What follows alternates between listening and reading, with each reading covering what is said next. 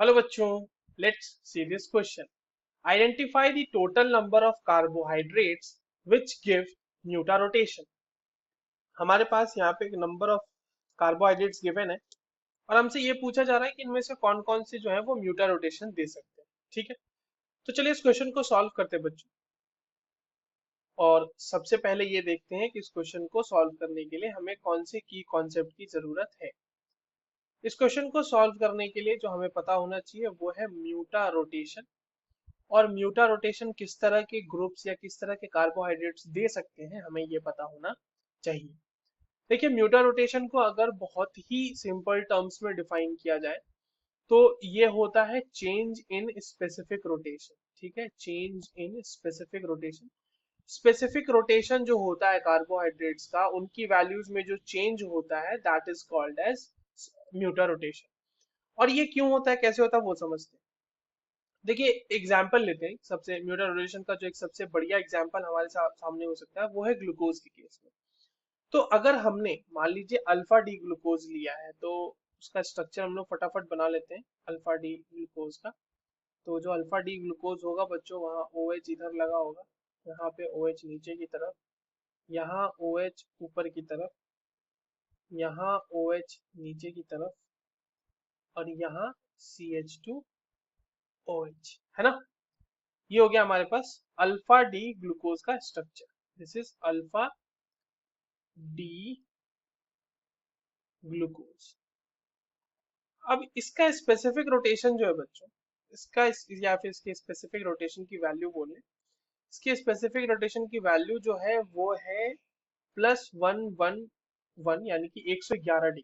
ठीक है, और वहीं दूसरी तरफ जो है हमारे पास बीटा डी ग्लूकोज है।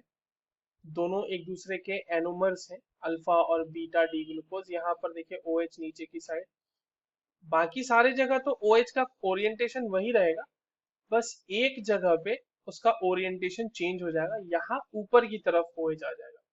So this is beta D plus glucose. ठीक है, और इसके लिए जो अल्फा की वैल्यू है, स्पेसिफिक रोटेशन की value at 25 degree Celsius, so that is +19.2 degree. अब देखिए क्या होता है कि जब हम इसका एक्वस सोल्यूशन बनाते हैं तो हम देखते हैं कि अल्फा डी ग्लूकोज का जब हमने एक्वस सोल्यूशन बनाया तो इसका धीरे धीरे स्पेसिफिक रोटेशन का वैल्यू कम होने लगता है। और हमने जब बीटा डी ग्लूकोज का सोल्यूशन बनाया तो इसके स्पेसिफिक रोटेशन की धीरे धीरे रोटेशन की जो वैल्यू है वो धीरे धीरे बढ़ने लगती है। वो एक्चुअली क्या होता है कि एक इक्विलिब्रियम मिक्सचर बनता है, और उस इक्विलिब्रियम मिक्सचर में एक्चुअल में अल्फा और बीटा दोनों प्रेजेंट होते हैं। तो जब हमने अल्फा का सोल्यूशन बनाया तो वो धीरे धीरे कन्वर्ट हो जाता है बीटा में, और उसके लिए जो स्पेसिफिक रोटेशन की वैल्यू है, आप देखें इक्विलिब्रियम मिक्सचर की जो स्पेसिफिक रोटेशन की वैल्यू है वो एट 25 डिग्री सेल्सियस वो आती है +52.5 डिग्री। सो ये जो चेंज आपको दिख रहा है कि +19.2 से इंक्रीज हो गई है वैल्यू, और 111 डिग्री से डिक्रीज होकर वैल्यू 52.5 तक पहुंच गई, this is only called as mutarotation. Now, ये तो हो गई म्यूटा रोटेशन की बात कि म्यूटा रोटेशन होता क्या है।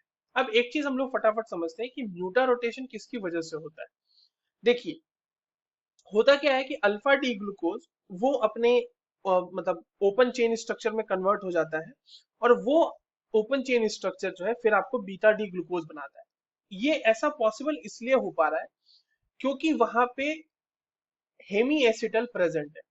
जैसे मान लीजिए कि आपके पास कोई एक इस तरह से एल्डिहाइड है, ठीक है।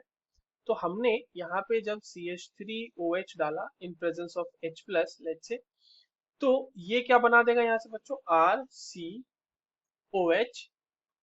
OCH3, और यहाँ पे H। अब आप ये देखें कि ये कहलाएगा हेमी एसिटल। ठीक है, हेमी एसिटल, जहां पे कार्बन से एक OCH3 ग्रुप लगा हुआ या फिर OR, कोई भी कार्बन लगा हुआ होना चाहिए, बेसिकली O से OR ग्रुप लगा हुआ है, और एक तरफ आपको OH ग्रुप दिख रहा है।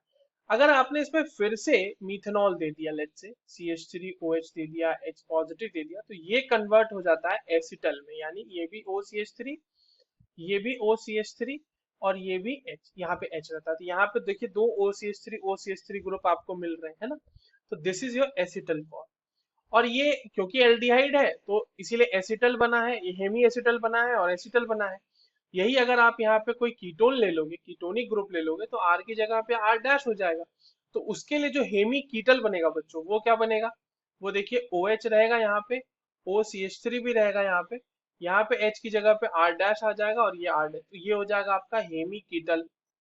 सिमिलरली अगर हम कीटल को बनाना चाहें तो कीटल हमारा O C H three, O C H three, यहाँ पे आर डैश और ये R, this is your ketal form, है ना। तो ये हो गया, और वही इक्विलिब्रियम यहाँ पर हम C H three O H भी डालेंगे इसमें, ये आप देख सकते हैं।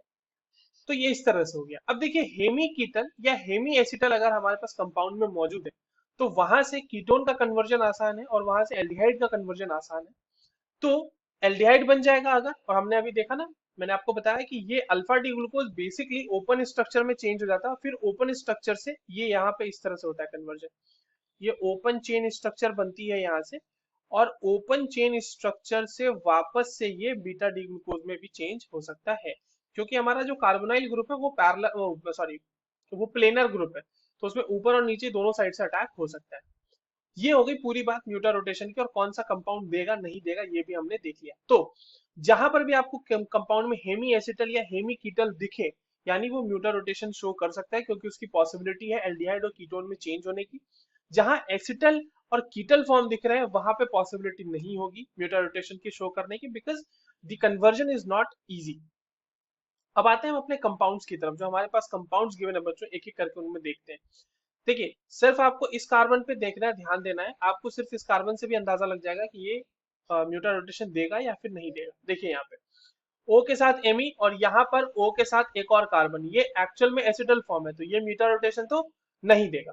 दूसरा यहाँ देखिए ये OH आ गया, यहाँ पे O के बाद कार्बन लगा हुआ है, तो ये है ना, ये हो जाएगा आपका हेमी एसिडल फॉर्म, ये म्यूटा रोटेशन देगा।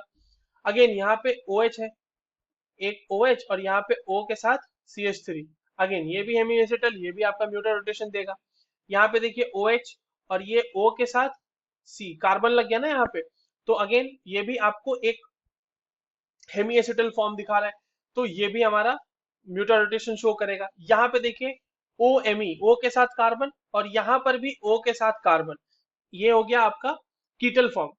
तो ये बेसिकली हेमी कीटल फॉर्म था इधर वाला, ये वाला कंपाउंड, ये वाला था कीटल, तो कीटल तो हमारा म्यूटा रोटेशन शो नहीं कर सकता। तो अभी हमारे पास जो तीन कंपाउंड है वो शो कर रहे हैं, और कौन कौन से कंपाउंड थे हमें वो भी देख लेते हैं। यहाँ पे देखिए OMe, इस कार्बन पे ऑब्जर्व करना है हमें, इस कार्बन पे OMe, OMe के साथ देखिए दूसरा जो ऑक्सीजन लगा हुआ है वो फिर कार्बन से लगा हुआ है, यानी कि ये क्या हो गया, ये हमारा हो गया एसिटल फॉर्म।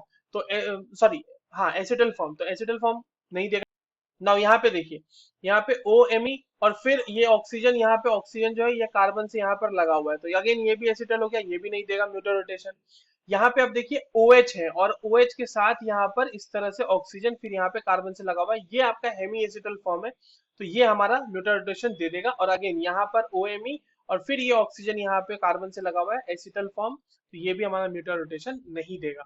तो हमारे पास जितने भी कंपाउंड्स गिवन है उसमें से हमने देखा कि एक इस पे, दो, तीन, चार, चार कंपाउंड्स ऐसे हैं जो हमारे म्यूटा रोटेशन शो कर रहे हैं। तो the correct answer will be option, correct answer will be 4। I hope you understood this well, all the very best.